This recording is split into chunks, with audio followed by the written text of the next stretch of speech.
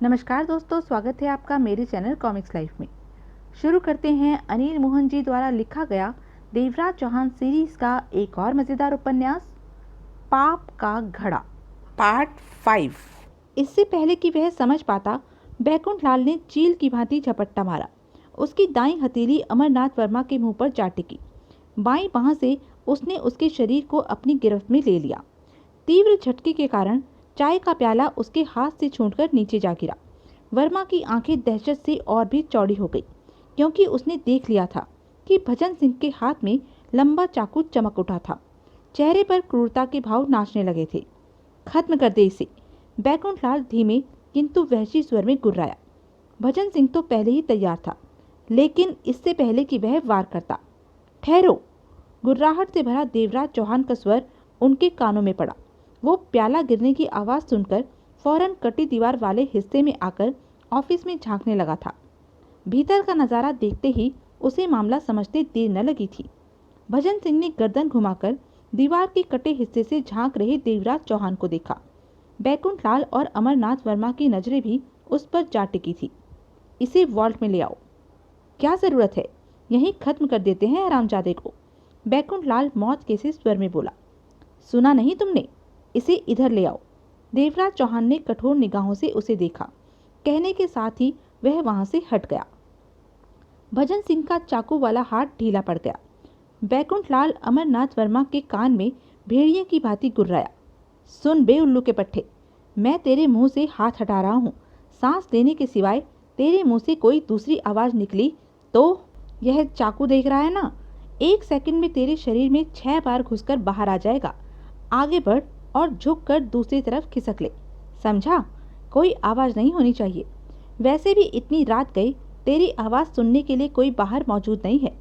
कहने के साथ ही बैकुंठ लाल ने उसके होठों पर जमा रखी हथेली को हटाया और उसे धक्का दिया। लड़खड़ाते हुए अमरनाथ वर्मा ने कठिनता से खुद को संभाला। उसके मस्तिष्क में धमाके फूट रहे थे। दिल तीव्र गति से धड़क रहा था। टांगे कांप रही थी। मुंह से आवाज़ निकालने का इरादा तो उसका जरा भी नहीं था भी तो आवाज न निकलती। वह तो कब की गले में फंस चुकी थी। कांपते हाथ पैरों से वह कटी दीवार में से गुजरकर वॉल्ट के हॉल में जा पहुंचा। बैकुंठ लाल और भजन सिंह उससे चिपके हुए थे। खुद को वॉल्ट में मौजूद पाकर अमरनाथ वर्मा के हाथ पांव फूल गए। दिल की धड़कन का अजीब सा हाल था उसका। फटे मुंह से अवाक सा वह चारों तरफ देखता रह गया। सब कुछ समझते हुए भी उसकी समझ में कुछ ना आ रहा था। वह तो अपने बगल के ऑफिस में जगमोहन के लिए चाय का प्याला लेकर गया था, यह सोचकर कि उसने चाय नहीं पी होगी। चाय पीकर उसकी थकान कम होगी। चाय देने की एवज में वह उस वॉल्ट में जा पहुंचा, जहां पहुंचना नामुमकिन था। आखिरकार उसकी निगाह देवराज चौहान, जगमोहन और लॉकर खोलने की कोशिश में लगे सोहन लाल पर जा टिकी। देवराज चौहान कठोर निगाहों से देखता हुआ उसके करीब पहुंचा। वह सूखे होठों पर जीभ फेर कर उसे देखने लगा। तुम यहाँ क्या करने आए थे? देवराज चौहान के दांत भिंच गए। अमरनाथ वर्मा के होठ हिले। कोई भी शब्द बाहर न निकला। चेहरे का पीलापन बढ़ता ही जा रहा था। सिर से लेकर पांव तक वह आतंक में जड़ा बैठा था। इसे खत्म कर दो, इसका जिंदा रहना हमारे लिए खतरनाक है, जगमोहन कहर से बोला। यह हरामी तो अब मरा ही समझो, भजन सिंह के स्वर में वहशीपन था। अमरनाथ वर्मा की आंखों में मौत की परछाइयां तैरने लगी। मुझे मत मारो, मैं। चुप, बैकुंठ लाल दहाड़ा। तुझे मारे बिना हमारी गति नहीं। देवराज चौहान ने बैकुंठ लाल को देखा। इसे मारना हमारे लिए ठीक नहीं रहेगा।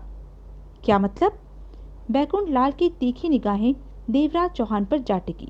बैकुंठ लाल, देवराज चौहान ने एक एक शब्द चबाकर कहा, सिर्फ डकैती ही हो तो बात इतनी गंभीर नहीं होती। अगर साथ में हत्या भी शामिल हो जाए तो मामला सीरियस माना जाता है। पकड़े जाने पर डकैती की सजा सामान्य है। अगर साथ में खून भी शामिल हो तो सख्त से सख्त सजा मिलती है। तो तुम कहना चाहते हो कि इसे छोड़ दिया जाए? बैकुंठ लाल गुर्राया। मैंने ऐसा तो नहीं कहा। देवराज चौहान ने सिगरेट सुलगाकर कश लिया। इसके हाथ पांव बांधकर एक तरफ डाल दिया जाए, कल सुबह तक की बात है। नहीं, इसने हमारे चेहरे देख लिए हैं। कल को यह हमारी शिनाख्त भी कर सकता है। बेहतर यही होगा कि इसका किस्सा ही खत्म कर दो। भजन सिंह ने सख्त स्वर में कहा। बिना खून खराबे के अगर काम पूरा हो जाता हो तो खून खराबा नहीं होना चाहिए। जरूरी हो तो किसी की जान लेने में कोई हर्ज नहीं है। देवराज चौहान ने दृढ़ स्वर में कहा। इसके हाथ पांव बांधकर कोने में डाल दो। नहीं, यह गलत बात है। बैकुंठलाल दांत किटकिटा उठा। डकैती के बाद अगर हम लोग पुलिस के हाथ लग गए तो सबसे पहले यही साला हमारी शिनाख्त करके हमें सख्त से सख्त सजा दिलवाने की चेष्टा करेगा। और मैं ऐसा क्यों करूंगा? अमरनाथ वर्मा कांपते हुए सूखे स्वर में कह रहा था। कसम ले लो, मैं कभी भी तुम लोगों को नहीं पहचानूंगा। इस बारे में किसी से जिक्र भी नहीं करूंगा। मेरी जान मत लो, मैं तो तुम लोगों का पालतू कुत्ता हूँ। हरामजादे, पुलिस के पास पहुंचते ही तेरा स्टाइल बदल जाएगा। जगमोहन गुर्रा पड़ा।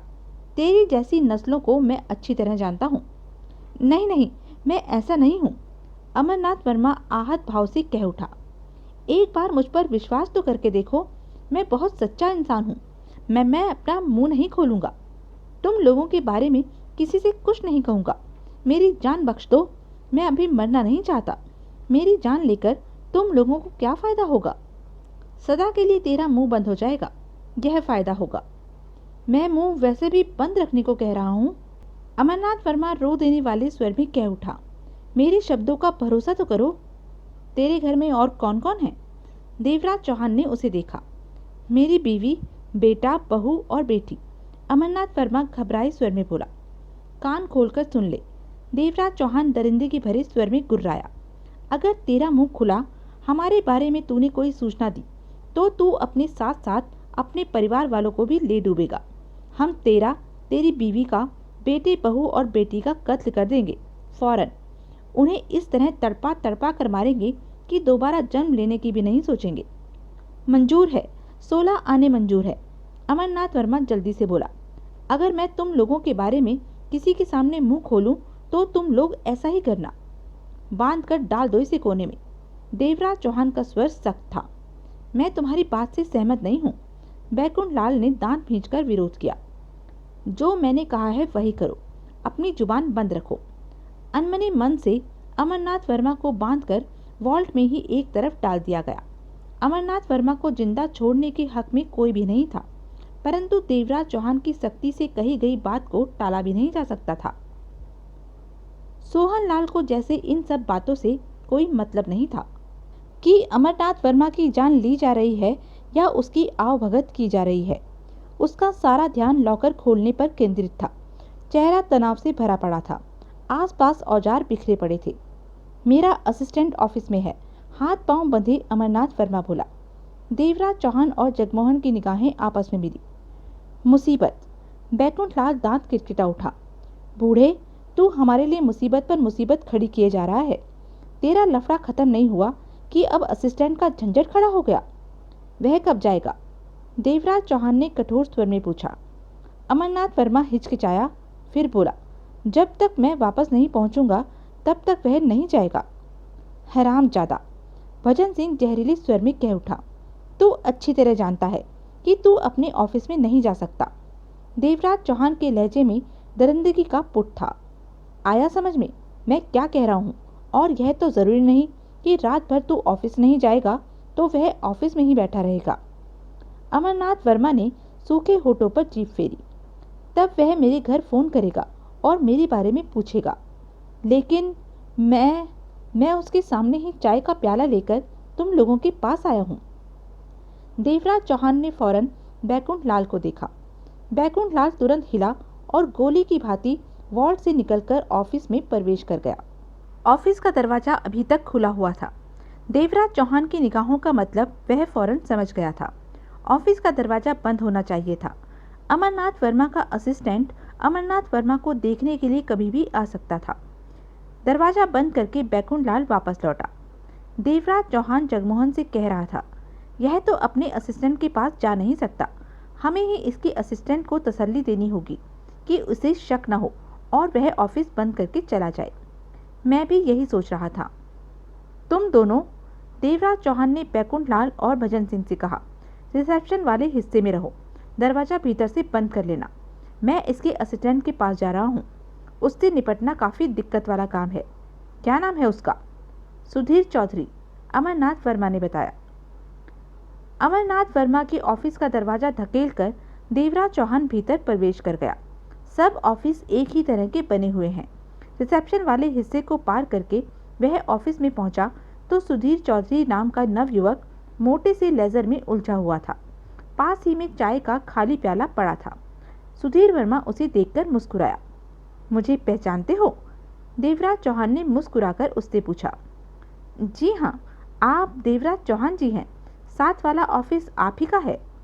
वर्मा साहब ने बताया होगा मेरे बारे में। देवराज चौहान हौले से हंसा। जी हाँ, वर्मा साहब कहाँ हैं? आए नहीं अभी तक? आपको चाय देने? चाय वास्तव में बढ़िया थी, पीने में मजा आ गया। देवराज चौहान ने उसकी बात काटकर कहा। वर्मा साहब तुम्हारे लिए मैसेज छोड़कर गए हैं। गए हैं? कहाँ गए हैं? सुधीर चौधरी के होठों से अजीब सा स्वर निकला। चाय पीने के बाद हम लोग बाहर तक टहलने गए थे। अचानक ही कहने लगे कि वह घर जा रहे हैं। कोई ज़रूरी काम याद आ गया है। तुमसे कह दूं कि काम खत्म करके ऑफिस बंद कर दूं और कल सुबह वक्त पर आकर ऑफिस खोल देना। कमाल है, ऐसा तो पहले कभी नहीं हुआ। उनकी तो कार की चाबियां भी यहीं पर हैं। सुधीर चौधरी ने असमंजसता से कहा। कार भी छोड़ गए? कार का भी जिक्र कर रहे थे, लेकिन अचानक ही उन्हें जाने की जल्दी पड़ गई। किसी दोस्त के यहाँ जाने को कह रहे थे। उसकी तबीयत काफ़ी ज़्यादा खराब है। खबर मिली, लेकिन उसका हाल पूछना भूल गए। इस समय उनका फौरन जाना ज़रूरी है, इसलिए सुधीर को मैसेज दे दूं कि काम खत्म करके चला जाए। काम तो लगभग खत्म ही है। सुधीर चौधरी ने लेजर पर निगाह मारी, फिर सिर उठाकर उसे देखा। 5-7 मिनट में ही चला जाऊंगा। यह तुम जानो, मैंने वर्मा साहब का मैसेज तुम तक पहुंचा दिया। देवराज चौहान ने मुस्कुराकर कहा। ओके, मैं चलता हूँ। कारीगरों को कुछ समझाकर मुझे भी घर वापस जाना है। कहने के साथ ही देवराज चौहान बाहर निकल गया। ऑफिस में पहुंचकर देवराज चौहान ने सुधीर चौधरी पर निगाह रखी कि कब वह जाता है। दरवाजा खोलकर कुर्सी रखकर बैठ गया। बैकुंठ लाल और भजन सिंह काम करने का दिखावा करने लगे। 15 मिनट के पश्चात सुधीर चौधरी ऑफिस बंद करके निकला। दरवाजे के बीच कुर्सी पर देवराज चौहान को देखकर वह मुस्कुराता हुआ आगे बढ़ गया। तब 10 बज रहे थे। देवराज चौहान सीधा वॉल्ट में पहुंचा। सोहन लाल अपने काम में व्यस्त था। आधी रात के बाद 3 बजे के आसपास सोहन लाल को अथाह मेहनत के पश्चात सफलता मिली। राजा सुरेंद्र प्रताप सिंह के लॉकर को खोल लेने में उसने कामयाबी हासिल कर ली थी। सबके चेहरों पर प्रसन्नता का समंदर ठाठे मारने लगा था। तिजोरी सामान बड़े लॉकर में जवाहरातों के बड़े बड़े डिब्बे ठूंस ठूंस कर भरे पड़े थे। वास्तव में अगर लॉकर को काटा जाता तो कई डिब्बों के साथ साथ गहने भी कट जाते। उनमें जड़े हीरे जवाहरातों का मूल्य भी टूट फूट कर आधा रह जाना था। सोहन लाल एक तरफ हटकर आराम से गोली वाली सिगरेट की कश लगाने में व्यस्त हो गया था। उसके जिस्म का एक एक हिस्सा टूट रहा था। आंखों में नींद भरी पड़ी थी। 30 घंटे तो वह तिजोरी में ही सिर झुकाए लगा रहा था। बंधे हाथ पांव से बंधा अमरनाथ वर्मा फटी फटी आंखों से खुले लॉकर को देखे जा रहा था। उसकी सांस गले में फंसी पड़ी थी। जगमोहन ने थैले में रखे नकली जेवरात निकाले। फिर लॉकर से डिब्बा निकाला जाता। उसमें मौजूद जेवरात बाहर निकालकर नकली जेवरातों का वैसा ही सेट उसी डिब्बे में रख दिया जाता। सब काम बड़ी खामोशी और सावधानी से किया जा रहा था। उत्तेजना से सबके दिल धड़क रहे थे। 2 घंटे लगे इस काम से निपटने में। राजा के लॉकर के असली जेवरात थैले में पहुंच चुके थे और नकली डिब्बों में बंद हो चुके थे। नकली हूबहू असली की तरह थे। निगाहों ही निगाहों में उनके नकलीपन की पहचान कर पाना असंभव था। पारखी ही असली नकली का भेद बता सकता था। जेवरातों के डिब्बों को पहले की तरह वापस वॉल्ट में रखा गया। देवराज चौहान ने सोहन लाल को देखा। लॉकर को पहले की ही तरह बंद करना है। हो जाएगा? हो जाएगा, 2 मिनट लगेंगे, सोहन लाल ने थके स्वर में कहा और आगे बढ़ गया। कुछ ही मिनटों की मेहनत के पश्चात सोहन लाल ने राजा के लॉकर को पहले की ही तरह बंद कर दिया। तत्पश्चात सबकी निगाहें अमरनाथ वर्मा पर जा टिकी। इसने हमें जेवरातों की अदला बदली करते देख लिया है, जगमोहन बोला। अमरनाथ वर्मा के चेहरे का रंग फक। अगर यह न होता तो हमें शाम तक का वक्त मिल जाता, जब तक कि जेवरातों को नीलामी में सजाकर उनके नकली होने का पता न चलता।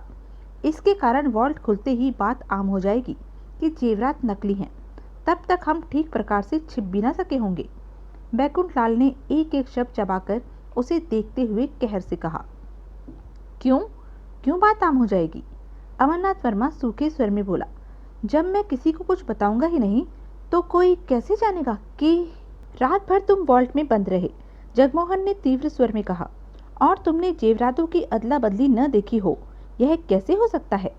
इस बात को पुलिस वाले तुमसे पूछेंगे।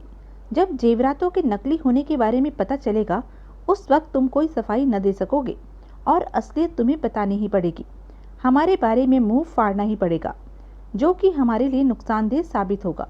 हमने तुम्हारी जान बख्श दी थी, तुम्हें मारने का इरादा छोड़ दिया था, परंतु अब हम तुम्हारी जान लेने पर मजबूर हैं। भजन सिंह ने दांत किटकिटाकर चाकू निकाल लिया। अमरनाथ वर्मा की जान सूखने लगी। मेरी बात पर यकीन करो। अमरनाथ के पीले चेहरे पर आंखों से आंसू निकलकर टपक पड़े। चाहे कुछ भी हो जाए, मैं तुम लोगों से संबंधित कोई बात नहीं करूंगा, किसी भी हाल में नहीं करूंगा। तुम 5 हो, मैं कहूँगा वह 2 थे, छोटे कद के। जब बोलते थे तो एक औरत की तरह और दूसरा भेड़िए की तरह गुर्राता था। जो कुछ भी कहूँगा उल्टा कहूँगा। मेरी कही बातों से तुम लोगों को कोई आँच नहीं आएगी। नहीं, हम रिस्क नहीं ले सकते, देवराज चौहान ने गंभीर स्वर में कहा। एक हद तक तो रिस्क लेना ठीक था, परंतु जवाहरातों की अदला बदली की बाबत तुम्हारा मुंह खुलते ही हमें तगड़ा नुकसान हो जाएगा। अपनी हिफाजत के लिए जो हमें 12-14 घंटे मिलने होंगे, वह सिर्फ 3-4 घंटों में ही बदल कर रह जाएंगे। हम तुम पर विश्वास कर भी लें, परंतु पुलिस तुम्हारे मुंह से निकलवा ही लेगी जो वह जानना चाहेगी। शरीफों की जिंदगी बिताई है, अभी तुम पुलिस के बारे में नहीं जानते। मैं डकैती के साथ हत्या को शामिल नहीं करना चाहता था, परंतु हालातों ने मजबूर कर दिया है कि ठहरो ठहरो, अमरनाथ वर्मा उसकी बात काटकर जल्दी से बोला। तुम यह सब इसलिए कह रहे हो कि मैं वॉल्ट में ही बंधा पड़ा हूँ और तुम लोगों ने मेरे ही सामने जवाहरातों की अदला बदली की है, नकली लेकर असली रखे हैं। इस बिना पर पुलिस। ठीक कह रहे हो तुम। मामूली सी बात है, मुझे यहाँ से उठाकर ऑफिस में डाल दो, रिसेप्शन वाले हिस्से में। मैं वॉल्ट में आया ही नहीं, मेरे सामने कुछ हुआ ही नहीं, मैंने कुछ देखा ही नहीं, है ना ठीक बात? मैं मुंह नहीं खोलने वाला। मुझे अपनी और अपने परिवार की जान प्यारी है। अमरनाथ वर्मा हाँफता हुआ आशा भरी निगाहों से देवराज चौहान को देखने लगा। बात कायदे की थी। देवराज चौहान को उसकी बात जची। मेरी समझ में नहीं आता कि तुम इस पर रहम क्यों बरत रहे हो। अपने पीछे किसी प्रकार का सबूत छोड़ना निहायत ही मूर्खता है। बैकुंठलाल तीखे स्वर में देवराज चौहान से बोला। काम खत्म करो साले का, सारा झंझट ही खत्म हो जाएगा। मुझे तुम्हारी राय से इत्तेफाक है बैकुंठलाल, देवराज चौहान ने गंभीर स्वर में कहा, लेकिन यह मुझे शरीफ लगता है। अपनी जुबान पर कायम रहेगा, नहीं रहा तो इसके और इसके परिवार को कुत्ते की मौत मारेंगे। बाद में हमारा जो होगा देखा जाएगा। और असल बात मैं बार बार दोहरा रहा हूँ कि सिर्फ डकैती इतना गंभीर अपराध नहीं जितना कि डकैती के साथ हत्या भी। अगर हम पकड़े भी गए तो महज डकैती के कारण हमें कम सजा मिलेगी, नहीं तो लंबे हो जाएंगे जेल में। काम हो गया है, हमें निकल चलना चाहिए। इसे उठाकर ऑफिस के रिसेप्शन में डालो और राजा के लॉकर के सामने से सब कुछ इस तरह साफ कर दो कि जैसे राजा के लॉकर को किसी ने छुआ ही ना हो। सुबह जब वॉल्ट खुले तो सब यही सोचते रहें कि वॉल्ट में आने वालों ने किस लॉकर को छेड़ा है, फिर इसी नतीजे पर पहुंचे कि वॉल्ट लूटने वाले खाली हाथी चले गए हैं, क्योंकि उनसे कोई लॉकर नहीं खुल सका। भजन सिंह ने झल्लाकर चाकू बंद करके वापस जेब में डाल लिया। बैकुंठलाल दांत किटकिटाते हुए आगे बढ़ा और जूते की तगड़ी ठोकर नीचे पड़े अमरनाथ वर्मा के चेहरे पर दे मारी। वर्मा के होठों से दर्द भरी चीख निकल गई। भीतर से गाल फट जाने के कारण होठों से खून बहने लगा। बैकुंठलाल गुर्राकर बोला, सुन बे बूढ़े, अगर तूने अपने मुंह से कुछ फूटा तो माँ कसम तेरी और तेरे घर वालों की बोटी बोटी करके रख देंगे हम। इसके कारण तू बच रहा है, वरना हम तो इसी समय तेरे टुकड़े करने को तैयार हैं। मैं किसी से कुछ नहीं कहूँगा, अमरनाथ वर्मा दर्द से कराहते हुए बोला। उसके बाद अमरनाथ वर्मा को वहाँ से उठाकर ऑफिस के रिसेप्शन वाले हिस्से में डाल दिया गया। तुम्हारे बारे में मैं पुलिस से क्या कहूँगा, अमरनाथ वर्मा हाँफता हुआ देवराज चौहान से बोला। मेरे ऑफिस का स्टाफ जानता है कि तुम्हारी मेरी वाकफियत है। अगर मैं तुम्हारे बारे में गलत बताऊंगा तो मेरा स्टाफ मुझ पर शक कर सकता है, बात खुल सकती है। मेरे बारे में? सिर्फ मेरे बारे में तुम जो भी बताना चाहो बता सकते हो। देवराज चौहान ने कठोर निगाहों से उसे देखा। लेकिन और कोई बात या मेरे किसी साथी के बारे में मुंह से कुछ भी निकालने की आवश्यकता नहीं है। अमरनाथ वर्मा ने सहमति से सिर हिला दिया। भोर का उजाला फैल चुका था। सुबह के 6:30 बजने को जा रहे थे। यशोदा बिल्डिंग में पुलिस का पहरा था। एक साथ सबका बाहर निकलना पुलिस वालों की या अन्य किसी की निगाहों में शक पैदा कर सकता था। आखिरकार यह तय हुआ कि जगमोहन और बैकुंठ लाल जेवरातों वाले थैले सहित बाहर निकलेंगे और पार्किंग में मौजूद देवराज चौहान की कार में वहां से निकलकर सीधे देवराज के घर पर पहुंचेंगे। उसके बाद देवराज चौहान, भजन सिंह और सोहन लाल एक एक करके वहां से निकलेंगे और वहीं पर पहुंच जाएंगे। इसी तय योजना पर काम किया गया। जगमोहन और बैकुंठ लाल के जाने के आधे घंटे बाद देवराज चौहान, सोहन लाल और भजन सिंह ऑफिस कॉम्प्लेक्स की इमारत से बाहर निकल आए और आधे घंटे भर में ही अलग अलग रास्तों से होते हुए घर जा पहुंचे। परंतु जगमोहन और बैकुंठ लाल वहां पर मौजूद नहीं थे, जबकि जवाहरातों के साथ उन्हें कब का वहीं पहुंच जाना चाहिए था। सोहन लाल और भजन सिंह के चेहरे फक, जबकि देवराज चौहान भिजे होठों से कमरे में टहलता रहा। 2 घंटे और बीत गए। 9 बजने को आ रहे थे, परंतु जगमोहन और बैकुंठ लाल जवाहरातों के साथ वहां नहीं पहुंचे। आखिरकार इंतजार के बाद भजन सिंह फट पड़ा। वह दोनों हमें दगा दे गए हैं, करोड़ों के जवाहरातों के साथ फरार हो गए हैं। हम खाली रह गए, हमारे हाथ कुछ भी नहीं लगा। खामोश! देवराज चौहान दांत किटकिटा उठा। जगमोहन की तरफ से कोई भी दगाबाजी नहीं हो सकती। वह ऐसा इंसान नहीं है। नहीं है तो वह लोग अभी तक यहाँ क्यों नहीं पहुंचे? भजन सिंह गुर्राया। जबकि यहाँ से वॉल्ट तक इतने समय में 100 चक्कर लगाए जा सकते हैं। मैं जगमोहन के लिए अपना विश्वास जाहिर कर रहा हूँ, ना कि बैकुंठ लाल के लिए। मत भूलो कि उसके साथ बैकुंठ लाल भी था। देवराज चौहान ने दांत पीसते हुए कहा। तो तुम यह कहकर अपने साथी पर पर्दा डालना चाहते हो कि यहाँ न पहुँचने का कारण बैकुंठ लाल है? उसने कोई गड़बड़ की है? भजन सिंह आपे से बाहर हो गया। हाँ, यही मैं कहना चाहता हूँ, देवराज चौहान ने सुलगते स्वर में कहा। और तुम अपनी आवाज़ नीचे रखो। आवाज़ कमरे से बाहर नहीं जानी चाहिए। जो भी बात है देर सवेर में सामने आ जाएगी। मुझे जेवरातों से ज़्यादा अपने साथी की ज़्यादा चिंता है। भजन सिंह ने पलटकर सोहन लाल को कहर भरी निगाहों से देखा। सुना तुमने? करोड़ों के जेवरातों के बदले इसे अपने साथी की ज़्यादा चिंता है। इस बार भजन सिंह की आवाज़ धीमी अवश्य थी।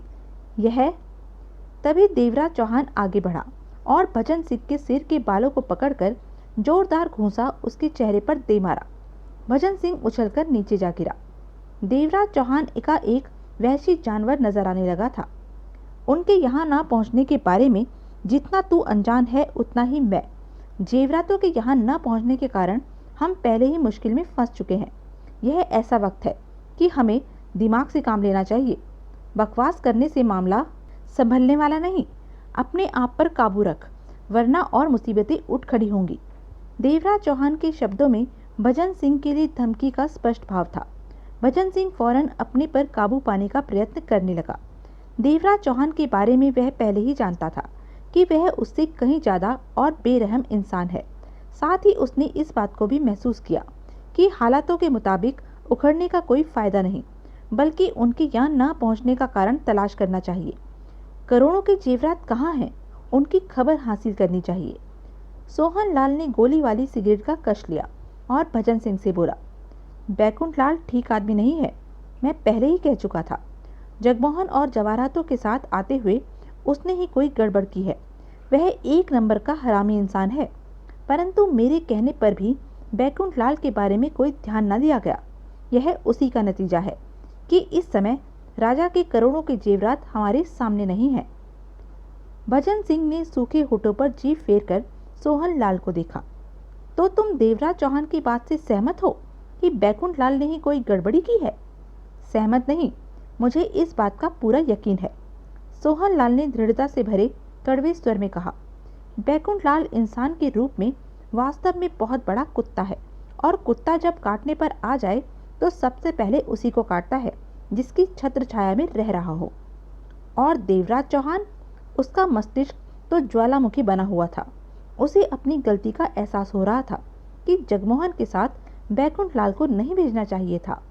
उस वक्त उसे जरा भी ख्याल न आया था और ना ही बैकुंठ लाल की किसी हरकत से यह बात झलकी थी कि करोड़ों के जेवरात सामने पाकर बैकुंठ लाल की नीयत खराब हो चुकी है। और सबसे ज्यादा चिंता तो उसे जगमोहन की थी कि बैकुंठ लाल ने उसका क्या किया होगा।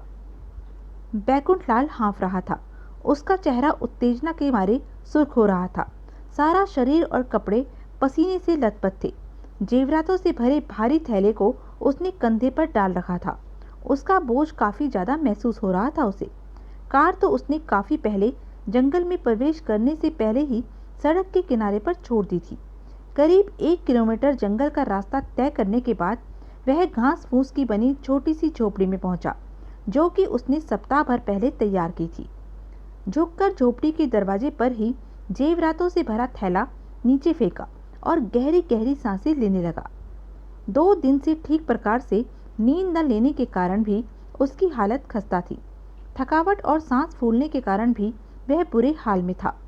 सिर उठाकर उसने ऊंचे घने पेड़ों के बीच में से झांकते सूर्य को देखा, फिर थैले के करीब ही बैठकर सिगरेट सुलगाते हुए कष्ट लेने लगा। उसकी नींद से बंद हो रही आंखें आसपास का जायजा ले रही थी। घना जंगल था, दूर दूर तक इंसान का नामो निशान नहीं था। सिगरेट समाप्त करके एक तरफ फेंकी और झोपड़ी के छोटे से दरवाजे में झुककर भीतर प्रवेश कर गया। दरवाजे के बीच में पड़े जेवरातों के थैले को उसने भीतर खींच लिया। झोपड़ी में 2 चारपाई आसानी से आ सकती थी और उसकी ऊंचाई एक आदमी के खड़े होने के बराबर थी। झोपड़ी की जमीन पर काफी सारी सूखी घास पड़ी थी। एक तरफ बिस्तरे के नाम पर चादर, तकिया, दरी वगैरह पड़े थे। बैकुंठ लाल ने झोपड़ी की कोने से सूखी घास हटाई तो नीचे लकड़ी का फट्टा नजर आया। लकड़ी का फट्टा हटाया तो 2 फीट गहरा और 1 फीट चौड़ा गड्ढा दिखाई दिया। उसने जेवरातों वाले थैले को गड्ढे में ठूंसा और पुनः ऊपर फट्टा रखकर सूखी घास बिछा दी। सूखी घास झोपड़ी में सब जगह बिछी हुई थी। देखने वाला निसंदेह यही समझता कि नीचे की जगह को आरामदेह बनाने के लिए घास बिछाई हुई है। तत्पश्चात उसने नीचे चादर और दरी बिछाई। तकिया रखकर लेटने ही लगा कि ठिठक गया। उसे कार का ध्यान आया जो जंगल के बाहर सड़क पर खड़ी थी। उस कार को पहचान कर कोई भी जंगल छान सकता था और उसे बरामद कर सकता था। कार उसके लिए इस समय सबसे बड़ा खतरा थी।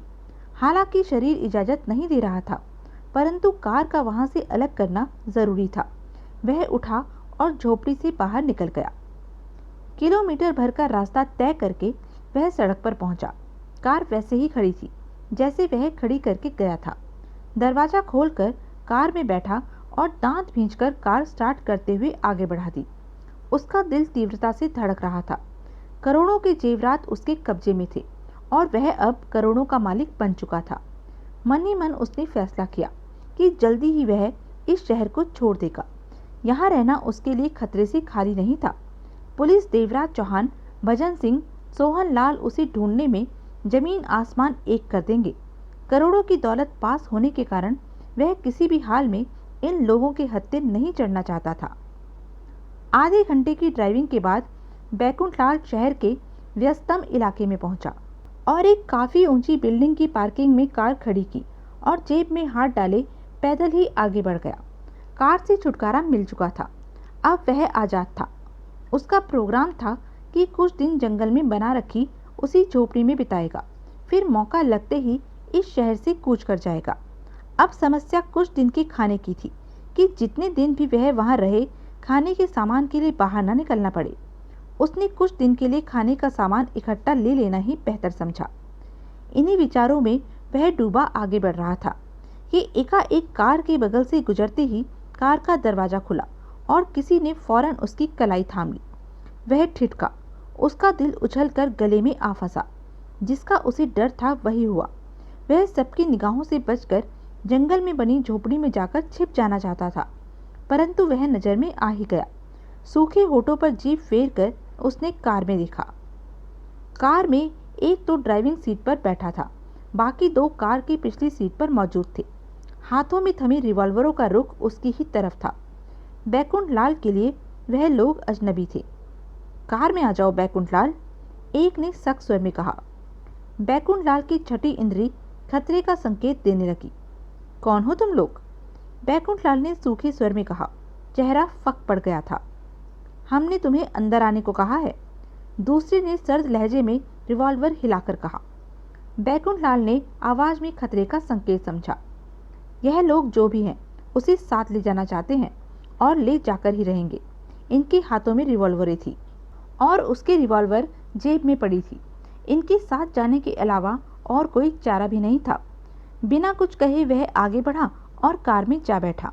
रिवॉल्वर उसकी कमर से सट गई। ड्राइवर ने कार आगे बढ़ा दी।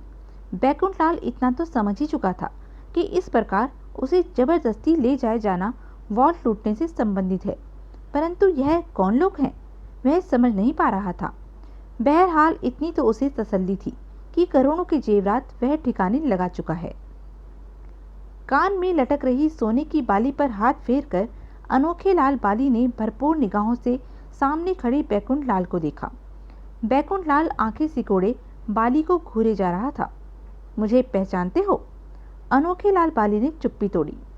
हाँ, तुम अंडरवर्ल्ड की खतरनाक हस्ती अनोखे लाल बाली हो, बैकुंठ लाल ने धैर्य से जवाब दिया।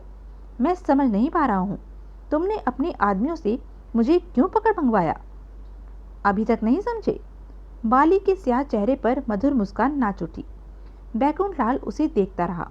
शायद तुम्हें मालूम नहीं बैकुंठ लाल, मेरे आदमी कल रात से ही उस ऑफिस कॉम्प्लेक्स की निगरानी कर रहे थे जिसके ऑफिस में से तुम लोगों ने वॉल्ट में जाने का रास्ता बनाया। क्या? बैकुंठ लाल मुंह फाड़े उछल पड़ा। हैरत से वह बाली को देखता रह गया। इसमें हैरान होने की कोई बात नहीं है, बाली ने शांत लहजे में कहा। दरअसल योजना के जिस हिस्से में तुम फिट थे उसमें पहले मैं फिट था, परंतु देवराज चौहान से मेरी पटी नहीं, इसलिए मैं उसकी योजना से निकल गया या निकाल दिया गया, एक ही बात है। परंतु करोड़ों के माल को मैं कैसे भूल सकता था जो वॉल्ट की लूट के बाद देवराज चौहान के हाथ लगने वाला था, वह भी तब जबकि मैं योजना के हर कदम से वाकिफ था कि कब कब तुम लोग क्या क्या कदम उठा रहे हो। तुम्हें सब कुछ मालूम था कि हम? हाँ, सब कुछ मालूम था। देवराज चौहान ने बताया था? बैकुंठ लाल का दिमाग हवा में घूम रहा था। नहीं, वह मुझे क्यों बताने लगा? मेरे एक दोस्त ने सब कुछ मुझे बताया जो अप्रत्यक्ष रूप से तुम लोगों की योजना में शामिल था। ऐसा कौन सा इंसान हो सकता है? एकाएक बैकुंठ लाल चौंका। हैं? एक इंसान ऐसा भी है जो हम लोगों की योजना से वाकिफ था परंतु हमारे साथ नहीं था। अच्छा? अनोखे लाल बाली हंसा। कौन था वह? वही जिसने वॉल्ट के अलार्म को बंद किया था। अनोखे लाल बाली खिलखिलाकर हंस पड़ा। दिमाग भी रखते हो? हाँ, तो मैं तुम्हें बता रहा था कि मेरे आदमी निगरानी पर तैनात इस बात को ध्यान में रखने में थे कि लूट के पश्चात करोड़ों के जेवरात कहाँ जाते हैं, ताकि बाद में मैं उन जेवरातों को हथिया सकूं। तुम्हें जगमोहन और ठीक ठाक भारी थैली के साथ दिन निकलने पर बाहर निकलते देखा। मेरे आदमी समझ गए कि माल हाथ लग गया है। तुम दोनों के कार में रवाना होते ही मेरे आदमी तुम लोगों के पीछे लग गए। उसके बाद तुमने जगमोहन के साथ क्या किया, मेरे आदमियों ने सब कुछ देखा। बैकुंठ लाल सूखे होठों पर जीभ फेरने लगा। चेहरे पर आतंक के साए मंडराने लगे। गला खुश्क सा पड़ने लगा। जब तुम जगमोहन को कार से बाहर फेंक कर कार आगे बढ़ा ले गए तो मेरे बेवकूफ़ आदमी कार रोककर जगमोहन को देखने में लग गए। उसके बाद फिर तुम्हारे पीछे हो गए। अंतर सिर्फ 1 मिनट का पड़ा था और इस 1 मिनट में तुम उनकी निगाहों से ओझल हो गए। उसके बाद मेरे सारे आदमी तुम्हारी तलाश में लग गए। तुम तब नजर आए जब कार को पार्किंग में खड़ी करके पैदल ही आगे बढ़ गए। मैं समझ सकता हूँ कि उस कार से छुटकारा पाने की नीयत से तुमने कार को पार्किंग जैसी भीड़ भाड़ वाली जगह पर खड़ा किया था। तब वह तुम्हें पकड़कर मेरे पास ले आए। कुल मिलाकर तुम करीब 2 घंटे गायब रहे। उस कार को देख लिया गया है, वह खाली है, यानी कि करोड़ों का माल तुम ठिकाने लगा चुके हो। तुम्हारा घर भी देख लिया, वहाँ भी जेवरात नहीं है। बैकुंठ लाल की आंखों में खौफ के साए उभरने लगे। वह जानता था कि अनोखे लाल बाली खतरनाक इंसान है और लफड़े वाली बात तो यह थी कि वह जान चुका था कि करोड़ों के जेवरात उसके कब्जे में हैं और वह खुद बाली के कब्जे में। तुम तुम कहना क्या चाहते हो? बैकुंठ लाल सूखे स्वर में बोला। बहुत मोटा माल है, अकेले बचाना कठिन हो जाएगा। अनोखे लाल बाली खुलकर मुस्कुराया, वह भी उस हाल में जबकि पुलिस जेवरातों की तलाश में हो और देवराज चौहान जैसा दरिंदा इंसान तुम्हें खोजने में जमीन आसमान एक कर रहा होगा। तुम देवराज चौहान को नहीं जानते। वह हर बात को माफ कर सकता है, लेकिन धोखेबाजी को नहीं। अपने दुश्मन को तो वह पाताल से भी खोज निकालता है। मेरे साथ माल बांट लो, आधा आधा कर लेते हैं। बदले में मैं तुम्हें देवराज चौहान और पुलिस वालों से सुरक्षित निकाल ले जाऊंगा। कोई भी तुम्हारा कुछ नहीं बिगाड़ सकेगा। तुम निश्चिंत होकर जीवन बिता सकते हो। बैकुंठ लाल ने सिर हिलाया। जिन जेवरातों को पाने के लिए मैंने जान जोखिम में डाली, उन्हें मैं तुम्हारे हवाले कैसे कर सकता हूँ, जबकि माल करोड़ों का हो? पूरे नहीं, मैं आधे मांग रहा हूँ। मैं भी आधे की बात कर रहा हूँ। बैकुंठ लाल ने अपने शब्दों पर जोर देकर कहा। करोड़ों के जेवरातों का अकेला मालिक बनने के लिए मैंने देवराज चौहान जैसे खतरनाक इंसान से दुश्मनी मोल ली, भजन सिंह जैसे हत्यारे से दुश्मनी ली, और फिर इस बात की क्या गारंटी है कि तुम आधे में ही निपट जाओगे? माल सामने हो तो इंसान पूरा हथियाने की सोच बैठता है। तुम्हारा तो वैसे भी कोई भरोसा नहीं। भरोसा कर लो, फायदे में रहोगे। मैं साफ दिल से सौदेबाजी कर रहा हूँ। मुझे तुम्हारी सौदेबाजी पसंद नहीं आई, अनोखे लाल बाली, बैकुंठ लाल ने सख्त स्वर में कहा। उन करोड़ों के जेवरातों पर सिर्फ मेरा हक है। मर्जी तुम्हारी, मैं तुम्हारा हक छीनूंगा नहीं। अनोखे लाल बाली अजीब से अंदाज में मुस्कुरा पड़ा। चेहरा कहर भरी मुस्कान में डूब गया। जबरदस्ती करना मुझे कभी भी अच्छा नहीं लगा। मैंने कभी किसी के साथ जबरदस्ती नहीं की, तुम्हारे साथ भी नहीं करूंगा। लेकिन इतना समझ लो कि जिन करोड़ों के जेवरातों का मालिक होने का तुम दावा कर रहे हो, उनका सुख कभी नहीं भोग पाओगे। तुम्हारे लिए बेकार है। क्या मतलब? बैकुंठ लाल का हाथ जेब में पड़ी रिवॉल्वर की तरफ सरकने लगा। अपना हाथ जेब से दूर रखो, बाली ने कड़वे स्वर में कहा। यहाँ मेरी इजाज़त के बिना पत्ता भी नहीं हिल सकता। रिवॉल्वर निकालकर देख सकते हो। बैकुंठ लाल ने कुछ नहीं कहा। आज के बाद तुम मेरी कैद में रहोगे। तुम्हें कोई तकलीफ नहीं होगी। दोस्तों की तरह रखा जाएगा। आखिर तुम करोड़ों के मालिक हो और वह करोड़ों मेरी कैद में रहकर तुम्हारे लिए बेकार हैं। जहाँ हैं वहीं पड़े रहेंगे, या फिर कभी किसी मुकद्दर वाले के हाथ लग जाएंगे। अगर कभी तुम्हारी अकल रास्ते पर आ जाए तो बोल देना।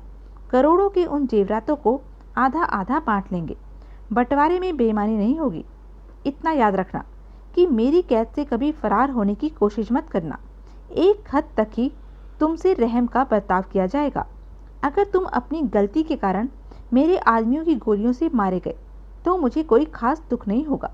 मेरी दिलचस्पी करोड़ों के जेवरातों में है। तुम ही मर गए तो मेरी दिलचस्पी कैसी? मुझे तो कोई फर्क नहीं पड़ेगा।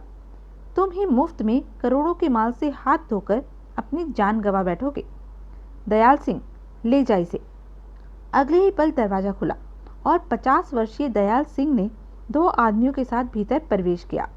दयाल सिंह ने सबसे पहले बैकुंठ लाल की जेब से रिवॉल्वर निकाली, फिर उसे बाहर ले जाने लगा। तूने सब कुछ सुना?